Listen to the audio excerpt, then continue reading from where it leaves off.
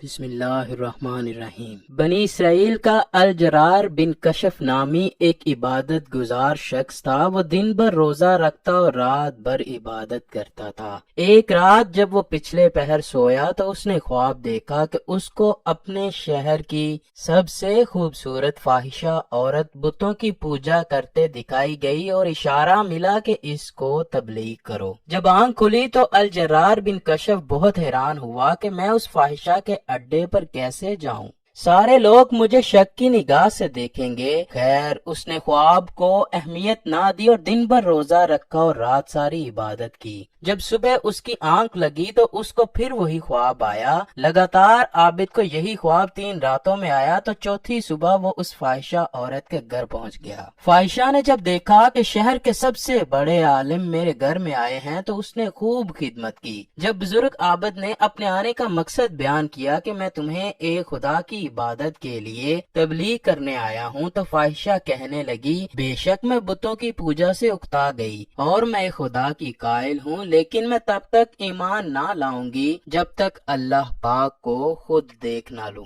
وہ عابد بزرگ بہت پریشان ہوئے کہ اس عورت نے کیسی عجیب شرط رکھ دی کہ اس کو کیسے اللہ کا دیدار نصیب ہوگا۔ خیر، اس عابد نے فاحشہ سے یہ وعدہ لیا کہ اب وہ دوبارہ جسم کا کاروبار نہیں کرے گی۔ کچھ ہی دن گزرے کہ گھر میں فاقوں کا عالم شروع ہو گیا۔ آہستہ آہستہ اس فاحشہ عورت نے گھر کا سامان بیچنا شروع کر دیا۔ اس کی صرف ایک ہی 4 سالہ بیٹی تھی۔ ایک دن جب وہ بھوک کے مارے رونے لگی تو فاحشہ نے اپنے گھر سے تانبے کی ایک دیگچی پکڑی اور بیچنے کے لیے بازار چلی گئی۔ وہ جانتی تھی کہ اس دیگچی کی قیمت 2 سکوں سے زیادہ نہیں ہے۔ بازار میں وہ جس بھی تانبا ساز کے پاس وہ دیگچی لے کر جاتی تو ہر تانبا ساز اس کی دیگچی کی بجائے اس کے چست بدن کی قیمت لگاتا اور اس کو گناہ کی دعوت دیتا۔ جب وہ کسی کو دیگچی دکھاتی تو اکثر تانبا ساز اس کا ہاتھ ہی پکڑ لیتے۔ وہ بار بار لوگوں کو بتاتی کہ وہ توبہ کر چکی ہے، اب یہ کام نہیں کروں گی۔ خیر، کوئی اس کو 80 سکے تو کوئی 100 سکوں کی آفر کرواتا۔ وہ یہ جان چکی تھی کہ یہ لوگ ہوس کے پجاری ہیں، بس میرے جسم کی ہی قیمت لگا رہے ہیں، جبکہ اس دیگچی کی قیمت تو صرف 2 سکے ہیں۔ وہ مایوسی کے عالم میں یہ سوچتی ہوئی بازار سے نکل رہی تھی کہ یہ کیسے ایمان والے لوگ ہیں جو مجبوریاں خریدنے بیٹھے ہیں۔ اس سے بہتر تو یہی ہے کہ میں بے ایمان ہی رہوں۔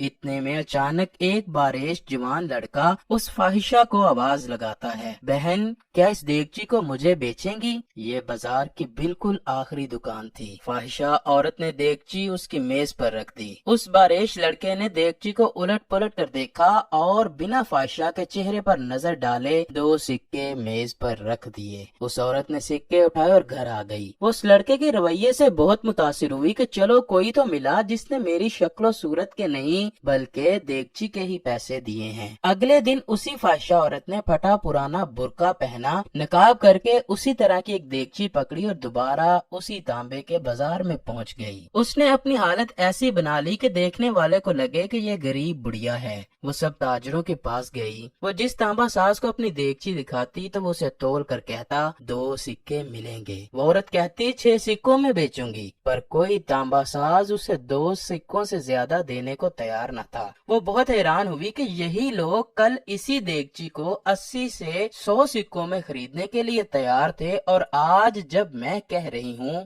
کہ میں غریب ہوں اور میری بیٹی بیمار ہے تو کوئی بھی مجھے اس دیگچی کے بدلے 6 سکے دینے کو تیار نہیں۔ اس کا مطلب کہ یہ لوگ اللہ کے پجاری تو نہیں، یہ تو ہوس پرست ہیں اور خوبصورت جسموں کے پجاری ہیں۔ خیر، آخر میں اس باریش خوبصورت لڑکے کی دکان پر پہنچی جس نے کل اسی طرح کی دیگچی 2 سکوں میں خریدی تھی۔ وہ نوجوان اپنے کام میں مصروف تھا۔ غریب بڑھیا کے بیس میں اس فاحشہ عورت نے کہا، میں یہ برتن بیچنے کے لیے لائی ہوں اور میں اسے 6 سکوں میں بیچوں گی، کیا آپ 6 سکے دیں گے؟ تانبا ساز نے پوچھا، 6 سکوں میں کیوں؟ اس عورت نے بات بناتے ہوئے کہا، میری بیٹی بیمار ہے، ڈاکٹر نے اس کے لیے نسخہ لکھا ہے جس کی قیمت 6 سکے ہیں۔ तांबा साज ने देगची लेकर कहा, माँ ये देगची बहुत उम्दा और नहायत कीमती है, अगर आप बेचना ही चाहती हैं तो मैं इसे 80 सिक्कों में खरीदूंगा। बुरके में लिपटी बुढ़िया औरत का रूप धारे उस फाहिशा औरत ने कहा, क्या तुम मेरा मजाक उड़ा रहे हो? तांबे वाले ने कहा, हरगिज नहीं, मैं वाकई इस देगची के 80 सिक्के दूंगा। ये कहकर उसने बर्तन लिया और बूढ़ी औरत के हाथ में 80 सिक्के रख दिए। बूढ़ी औरत बहुत हैरान हुई, दुआ देती हुई जल्दी से अपने घर की तरफ चल पड़ी। अल-जरार बिन कशफ, जिन्होंने इस फाहिशा को ईमान लाने को कहा था, और उस औरत ने ये शर्त रखी थी कि जब तक मैं अल्लाह को ना देख लूं मैं ईमान ना लाऊंगी। वाबिद कहते हैं कि दोनों दिन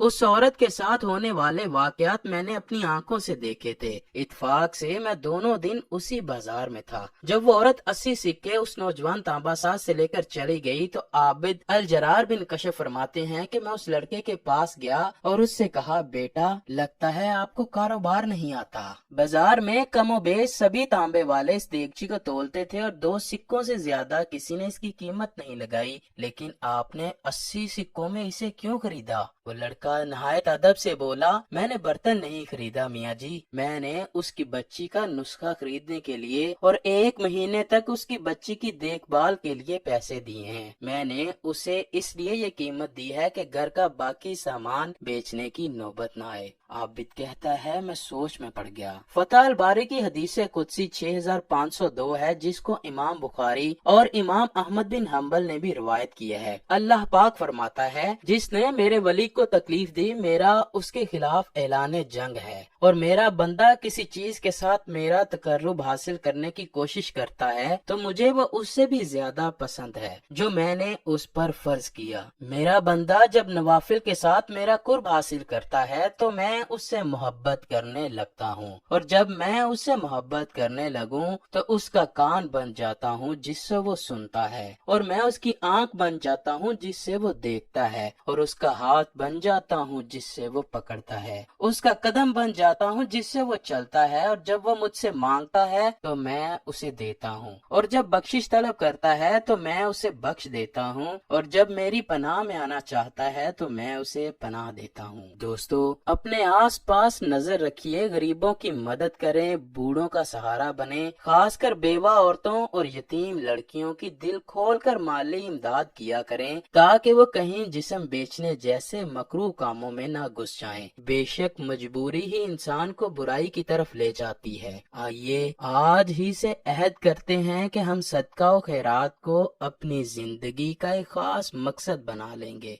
ऐ अल्लाह पाक इस वीडियो के तमाम सुनने वालों के गुनाह माफ फरमा दे और बरोज़े क़यामत हमारे हिसाब में नरमी फरमाना। ऐ अल्लाह पाक हमारी जिंदगी को हर किस्म के हसद और शर से पाक फरमा दे और तमाम जरूरतमंदों की जरूरतें पूरी फरमा दे।